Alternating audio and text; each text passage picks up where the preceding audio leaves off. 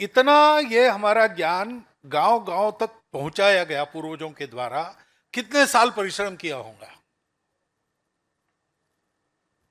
इतना बड़ा परिश्रम होने के बाद ये संस्कृति, ये धर्म, ये अध्यात्म आज हम लोग उसका लाभ ले रहे हैं। और वो ज्ञान ऐसा है कि उसकी सारी दुनिया को आवश्यकता है, क्योंकि अब 2000 साल दुनिया बहुत प्रयोग करती रही। पहले सब कुछ राजा को दे दिया। मैं दुनिया कहता हूं तो भारत छोड़ के बाकी दुनिया के बारे में बोल रहा हूं। तो राजा होने से ठीक होगा ऐसा उनको लगा, लेकिन बाद में राजा ही प्रजा को लूटने लगा। तो फिर उन्होंने कहा कि राजाओं का राजा भगवान है, उसकी मानेगा वही राजा ठीक है, जो नहीं मानेगा वो नहीं ठीक है। और इसलिए फिर भगवान की भक्ति के आधार पर तरह तरह के रिलीजन, उनके आधार पर जीवन, ऐसा प्रयोग चला। लेकिन जीवन में शांति पैदा करने के लिए चले और खून की नदियां बहाई, ऐसा हो गया। बाद में कहा कि ये भगवान वगैरह क्या है, हम विज्ञान वाले हैं।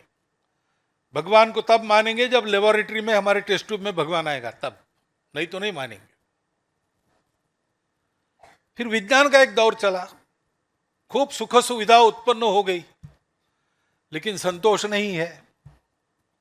अभी भी दुख है, परिवार टूट रहे हैं, अपराध बढ़ रहे हैं, युद्ध शुरू हो जाते तो थमते ही नहीं, और युद्ध शुरू होना बंद कभी होता नहीं। जितना विकास हो रहा है उतना पर्यावरण ध्वस्त हो रहा है। अब 2000 वर्ष ऐसे प्रयोग चलने के बाद दुनिया लड़खड़ा रही है, और वो चाह रही है कि ये भारत का ज्ञान हमको मिले। भारत का ये कर्तव्य बनता है, क्योंकि भारत के जीवन का प्रयोजन वो है। भारत दुनिया में क्यों है? मोहम्मद इकबाल ने कहा, यूनान मिस्र रोमा सब मिट गए जहां से, कुछ बात है कि हस्ती मिटती नहीं हमारी। वो हस्ती क्या है? वो यही बोध है, और केवल बोध नहीं, उसका आचरण है।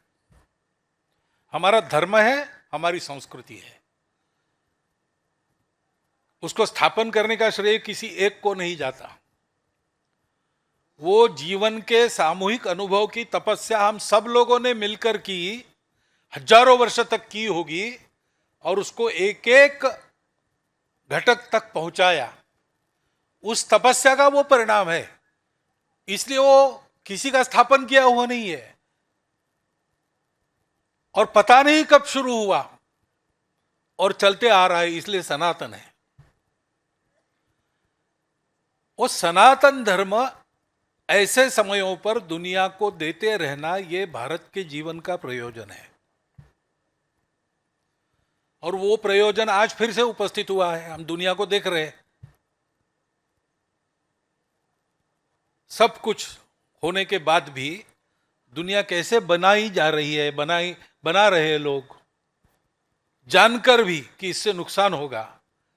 अपने विकारों से बंधे, अपने स्वार्थों से बंधे, अपने कट्टरपन से बंधे, और इसलिए